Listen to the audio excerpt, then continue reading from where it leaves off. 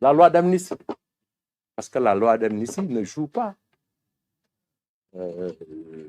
dans ce cadre-là.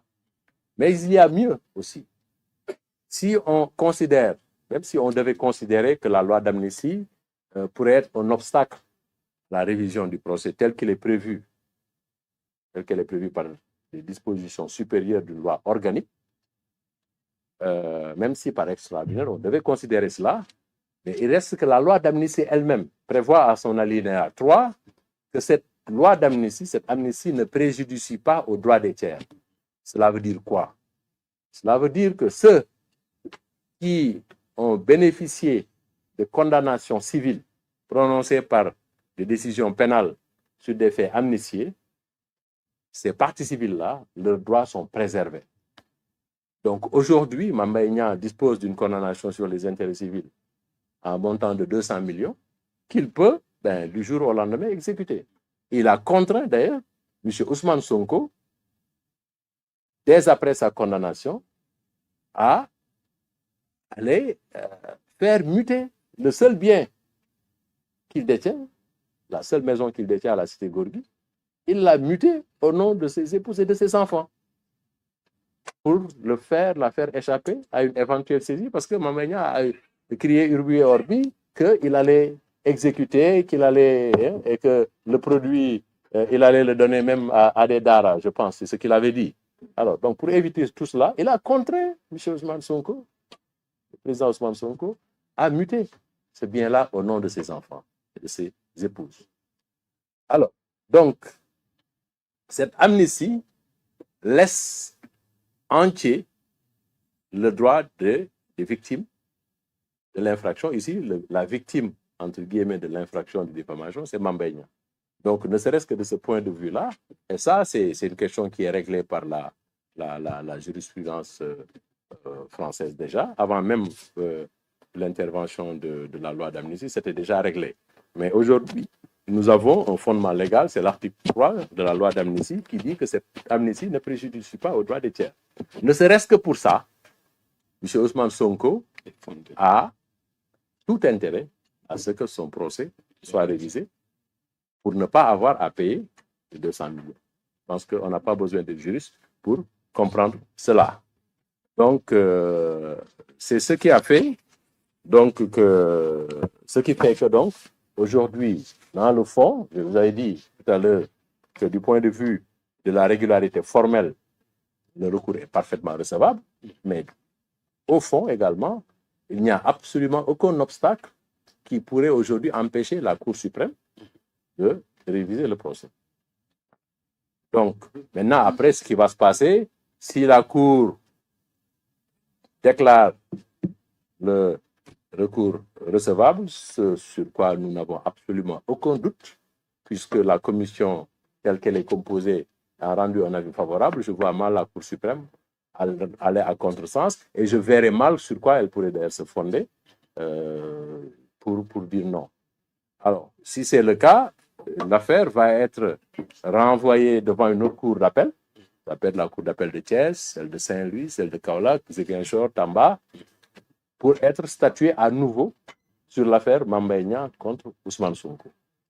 Et en ce moment-là, c'est la Cour suprême qui va fixer le périmètre du procès de renvoi.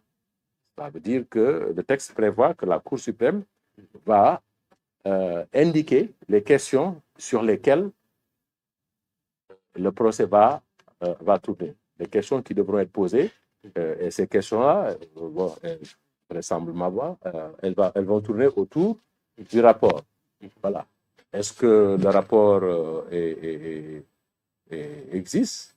Est-ce qu'il a été signé? Voilà. Est-ce que les propos, est-ce que le contenu incrimine Mame Mbaye Niang, etc. Bon, je suis en train d'anticiper, je ne suis pas dans la tête des magistrats de la Cour, mais j'imagine simplement que c'est peut-être cela que, autour de cela que les questions vont tourner. Alors, donc, le point le plus intéressant pour M. Ousmane Sonko, parce que moi je pense que tout cela c'est évident, que la révision telle qu'elle est enclenchée, elle va aboutir à un nouveau procès. Je vois mal que ça ne se passe pas compte tenu de ce que je viens de dire. Mais vous verrez en lisant la loi organique sur la Cour suprême, c'est l'article 95. Voilà. Alors, voilà ce que dit l'article 95 de la loi organique. L'arrêt ou le jugement de révision. Donc, si la Cour suprême décide de renvoyer devant la Cour d'appel de Kaolack, par exemple, pour être jugé, et que la Cour d'appel, au vu du rapport, dise, ce qui est fort probable et presque même indubitable, qu'il n'y a pas de diffamation, parce que le fait qui était réputé diffamatoire, en réalité, c'est un fait qui est là, qui existe. Le rapport est là et qui incrimine. Et elle va infirmer la décision et relaxer M. Ousmane Sonko du fait de diffamation, du chef de diffamation. Et dans ce cas, cet arrêt, le jugement de révision, d'où résulte l'innocence d'un condamné, peut, sur sa demande, la demande du condamné, lui allouer des dommages et intérêts à raison du préjudice que lui a causé la condamnation. Ah, ça va être intéressant. Parce que pour quelqu'un qui se plaint d'avoir été diffamé en ce que celui qui l'aurait diffamé aurait prononcé le mot épinglé, on lui alloue 200 millions parce que simplement on a utilisé le mot épinglé. Qu'adviendrait-il de celui qui a été privé d'être candidat à l'élection présidentielle, qui a été emprisonné, qui a été sous la menace de perdre sa maison au point de muter sa maison à sa progéniture et à ses épouses, et il a payé 22 millions de frais de mutation, tout cela pour faire échapper, sur la base vraiment d'un gros mensonge par omission, parce que le mensonge par omission, c'est de dire qu'il n'y a pas de rapport, alors que le rapport existe. Voilà. Et puis, il y a même un mensonge positif. C'est celui qui a été fait par le coordonnateur du product, pas celui qui était là au moment du rapport, mais celui qui l'a remplacé, parce que M. Samba Laobé, bien, je pense, il est décédé, Dieu ait pitié de son âme. Celui qui l'a remplacé, M. Amadou Niang, dans le cadre de l'enquête préliminaire, M. Adramé Sarr, commissaire de la DIC, lui a fait une réquisition pour lui demander est-ce qu'il y avait un rapport product tel que Ousmane Sonko l'a affirmé. Alors, le monsieur, il répond, c'est une pièce de notre dossier pénal, il n'existe pas de rapport product. Voilà ce qu'il dit. Il s'est agi d'une enquête portant sur le contrat clé en main relatif aux études et aménagements hydro-agricoles des domaines agricoles de Sefa, Itato, Kersambakan et Kermomarsar, conclu entre le PROGAT et Green 2000, dont le rapport n'a pas été approuvé. Voilà ce qu'il dit. Dont le rapport n'a pas été approuvé. Et ça, il le dit en 2023. Or, le rapport, non seulement il existe, il a été approuvé, il a été signé en 2018. En 2018. Ça, c'est un gros mensonge sur lequel on s'est fondé pour dire que M. Ousmane Sonko a diffamé Mame Niang. Donc, je ne vais pas tout dire parce que je ne suis pas seul. J'ai mes confrères qui vont prendre certainement la parole pour appuyer, enfin, en tout cas, revenir sur certains de ces points-là. Mais voilà des axes intéressants sur lesquels donc, on devrait réfléchir. Alors, le préjudice, il est immense.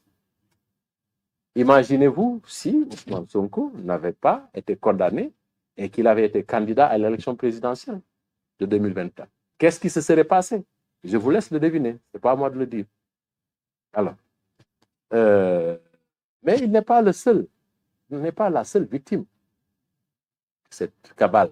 Parce qu'en fait, il s'agit d'une cabale administrativo-judiciaire. Administrativo-judiciaire parce qu'on a mis en branle toute la machine administrative et toute la machine judiciaire pour broyer un individu. C'est quelque chose auquel vous avez tous assisté.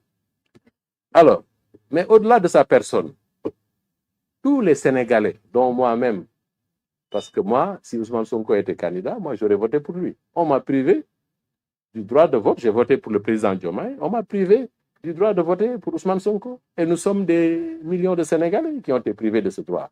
Et pourquoi? Sur la base d'un mensonge. Sur la base d'un mensonge.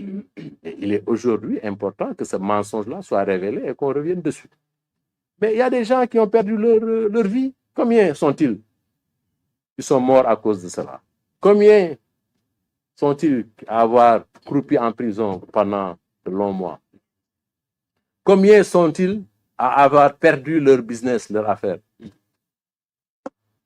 Combien sont-ils à avoir été mutilés? Et au-delà de ces personnes, même en Afrique, Ousmane Sonko, vous le savez, c'est une icône africaine. C'est un panafricaniste sur qui beaucoup d'espoir était cristallisé. Parce que sa réussite allait sonner comme peut-être un boulevard pour les autres opposants africains